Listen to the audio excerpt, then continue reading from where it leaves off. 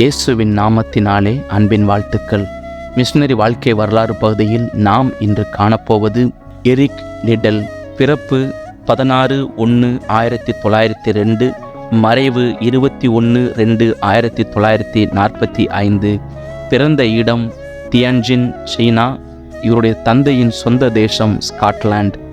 Eric லிடல் சீனாவில் ஒரு missionary குடும்பத்தில் 1902 பிறந்தார். லிடல் ஒரு மிஷனரி உறைவிட பள்ளியில் சேர்க்கப்பட்டார். இங்கு ரக்பி, ஓட்டப்பந்தயம் உள்ளிட்ட தடகள போட்டிகளில் பங்கேற்க தொடங்கினார். கல்லூரியில் லிடல் அறிவியலில் இளங்கலை பட்டம் பெற்றார். முதலில் அவர் ரக்பி மற்றும் ஓட்டப்பந்தயம் இரண்டிலும் போட்டியிட்டார். ஆனால் அவர் 100 மீட்டர் ஓட்டத்தில் மட்டுமே தொடர முடிவு செய்தார். அவர் வேகமாக ஓடும் ஓட்டப்பந்தய வீரர்களில் ஒருவராக இருந்தார் மற்றும் பல முறை பந்தயங்களை வென்றுள்ளார். அவரது புகழ் இங்கிலாந்தில் உள்ள மற்றவருடன் சுவிசேஷத்தை பகிர்ந்து கொள்வதற்கான வாய்ப்புகளை திறந்தது.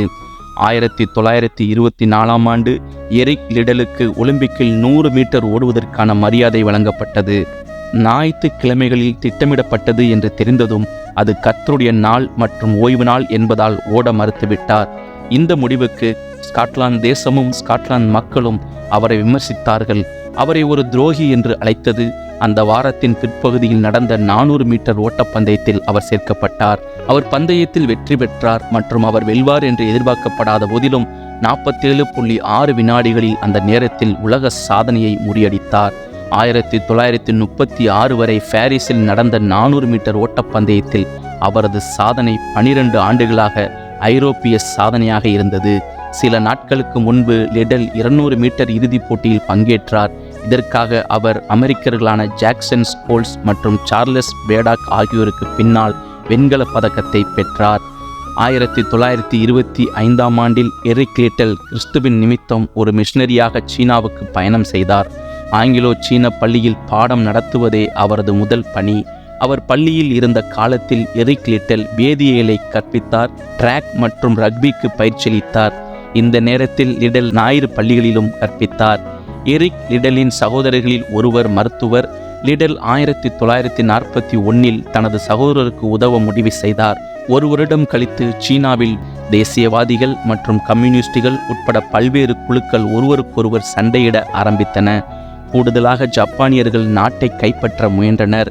லிடல் காயமடைந்தவர்களை அழைத்துச் சென்று அவர்களுக்கு உதவினார். 1943 அனைத்து வெளிநாட்டவர்களும் சிறை முகாமில் அடைக்கப்பட்டனர். படுக்கைகள் ஒன்றாக இணைக்கப்பட்டதினால் நோய் வேகமாக பரவியது. கைதிகள் ஒரு நாளைக்கு ஒருவேளை உணவை மட்டுமே பெற்றனர். ஒரு துண்டு ரொட்டி மற்றும் ஒரு கிண்ணம் சூப். பல கைதிகள் இருளில் மூழ்கினர். பயங்கரமான நிலைமைகளுக்கு எந்த முடிவையும் காண முடியவில்லை. எரிக் லிடல் இருளின் நடுவில் ஒரு வெளிச்சமாக இருந்தார். அவர் குழந்தைகளுக்கு வேதியியல் கற்பிக்கவும் விளையாட்டுக்களை ஒழுங்கமைக்கவும் தொடங்கினார். 1945 ஆண்டு ஒரு நாள் லிடல் கடுமையாக நோய்வாய்ப்பட்டு மருத்துவமனையில் அனுமதிக்கப்பட்டார். டாக்டர்களால் ஒன்றும் செய்ய முடியவில்லை. அந்த ஆண்டு அவர் மூளைக்கட்டியால் இறந்தார். அவருக்கு வயது 46. மரணத்தால் முழு முகாமும் துக்கமடைந்தனர். ஆண் குழந்தைகள் மாமா எரிக் என்று அழைப்பார்கள்.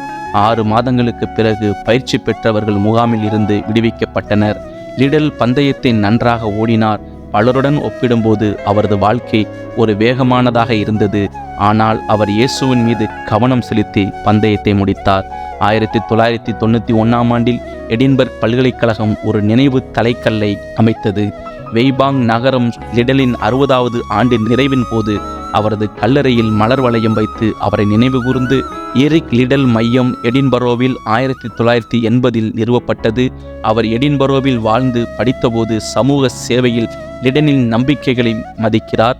உள்ளூர் வாசிகள் இரக்கமுள்ள கிறிஸ்துவ விழுமியங்களின் வெளிப்பாடாக அனைத்து வயது கலாச்சாரம் மற்றும் திறன்களையும் கொண்ட மக்களை ஊக்குவிக்கவும் அதிகாரமளிக்கவும் ஆதரவளிக்கவும் அர்ப்பணித்தார். எல்தம் கல்லூரியின் விளையாட்டு மையம் அவரது நினைவாக எரிக் லிடல் விளையாட்டு மையம் என்று பெயரிடப்பட்டது. 2012 எடின்பர்க் பல்கலைக்கழகம் லிடலின் பெயரிடப்பட்ட உயர் செயல்திறன் விளையாட்டு உதவித்தொகையை அறிமுகப்படுத்தியது. லிடலின் மூத்த மகளான பேட்ரிசியா ரசல் வருகையின் போது இது அறிவிக்கப்பட்டது. இப்படியாய் பூமியில் வாழ்ந்த அவர் மகிமைக்குள் பிரவேசித்து சந்தோஷமாய் வாழ்ந்து கொண்டிருக்கிறார்.